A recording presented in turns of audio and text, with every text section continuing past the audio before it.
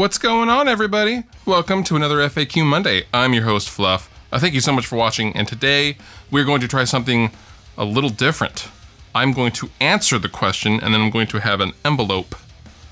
I'm going to hold it to my head, and then recite the question. Actually, that's what I really wanted to do, but I'm way too lazy for that. And Johnny Carson did that 30 years ago, and it wouldn't be funny if I did it. And I know that. So instead, I'll just be funny in another way.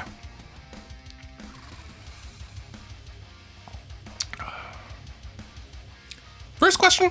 Hey Fluff, just saw your latest FAQ video and heard you mention Jay Unger. What do you think of Robin Guitars? Robin Guitars were a semi-popular guitar company from Texas that were around since the late 70s, but they really kind of got popular when Jay Unger from White Zombie started playing a couple of their machete guitars, and I always thought they looked super unique, and I really wanted one. I love the fact that they were stepped, kind of like a Gibson Firebird or something like that, because they were a neck-through design, and at least the custom was, and the wings were in steps, and it was super, super cool.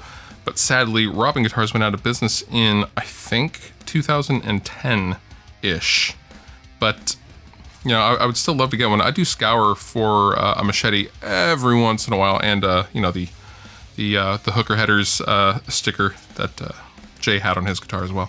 How do you come into contact with the likes of Rob and Jared? Do you suggest collabs, or do people come to you? That is a very good question. The first time I ever heard of Rob, it was when Rob hit me up to mix what would become Metal in Inappropriate Places. We actually worked on that song for a year before the video actually came out. He hit me up in September of 2013, then we met at NAMM when we broke down at NAMM 2014, and we ended up drinking some beers and taking selfies and doing this to the camera, and it was awesome. And ever since then, we've been super bros. As for Jared, Jared lives like a mile from me, and I've known Jared before his insane YouTube popularity from our mutual friends, a band called Into the Flood, that are local here in the Pacific Northwest. And Jared is a super, super sweetheart. I love him like only I can. That sounds really awkward. But as far as collabs go, I don't ever reach out for collabs. It's very, very rare. Truth be told, I'm not that into collabs generally, and I am approached constantly. But usually it's, you know, people in their bedrooms going, okay, I'm ready to collab with you now. And they're like, you know, they have 5 subscribers and they have a BlackBerry for a video camera, which, you know, if you're gonna ask someone for a collab, you better be in the same ballpark, at least as far as like video quality or fan base or something to offer. But no, I don't reach out for a lot of collabs at all. I don't really like collabs. They have to be really cool, special, and something I'm actually genuinely interested in. And Rob and Jared really fit that bill nicely. Thoughts on Relic'd guitars? I tend to flip-flop on what my opinion is on Relic'd guitars, because I have a few guitars that are actually genuinely beat up from me playing the crap out of them, and I love them so much.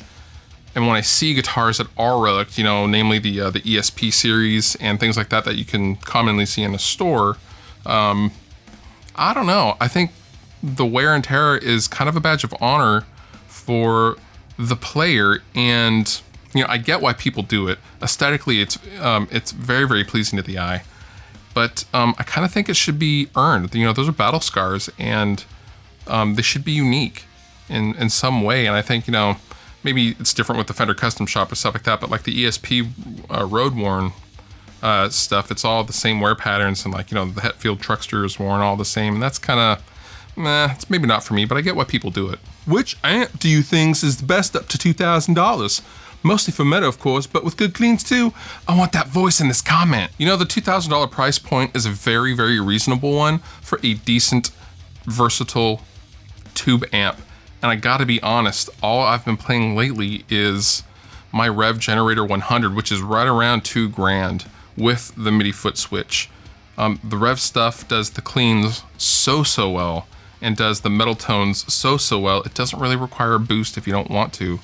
And it's just the most versatile amp that I can think of at this moment. Of course, there are loads of other amps, but The Rev has something really special. It's like the best of Mesa Boogie with the best of some of the boutique stuff. For example, you know, with Mesa Boogie, you can't mix and match power tubes as you please, or power tube types as you please. But with the Rev stuff, you can put 2 EL34s and 2 XL6s, or, you know, 2 KT88s and some EL34s, and you can really, really customize your tone to how you want. And not a lot of other amps do that. The other one would be Panama. Panama's a new up-and-comer and huge bang for the buck, sub $1,000, or right around $1,000 for the 100-watt Inferno. Same story there, you know, just has a lot of features that the big boys have for a fraction of the price. Of course, there's the you know, the other bigger brand names like Randall. I really enjoy all the Randall amps. The Randall solid state stuff is really good for on the cheap. Great cleans, great distorted tones. So check those brands out and just kind of shop around and see what you like. My suggestion to you this week is to check out this lovely, lovely interface from iConnectivity, and this is the iConnect Audio 4. This is a very cool interface, and I thought you guys would really like it, and there's going to be a little bit more in-depth video to come, but I thought I'd tell you a little bit about it right now. This is a 4-input USB audio interface, and what is special about this is there are 2 USB jacks on the back, and you can hook up whatever you want to this interface. You can hook up a PC and a Mac at the same time, and they will both see the inputs from this interface, or you can use one to obviously connect to your computer, and you can use the other one to connect, for example, your iPhone if you want to record the audio coming off of your Jam Up Pro guitar app, and your DAW and your computer will see that as just another input from the interfaces. No adapters, no audio adapters needed, just your regular charging cord going right into the back. It sees your phone as just a regular audio input, and I thought that was super, super cool. There was nothing like this on the market, except for this, obviously, at this price point, which is right around 350 bucks, and this is amazing. I just thought you guys should check this out, and I will be making a larger video, like I said, to come. All the applicable links down below in the description. I am your host, Fluff. I thank you again so much for watching, and I'll see you next time.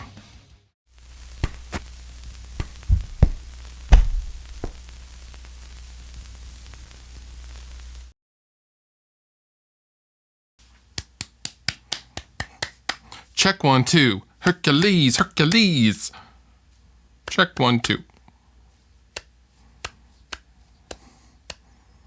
I don't know why I did that from Nutty Professor. I haven't seen that movie since I was like 13.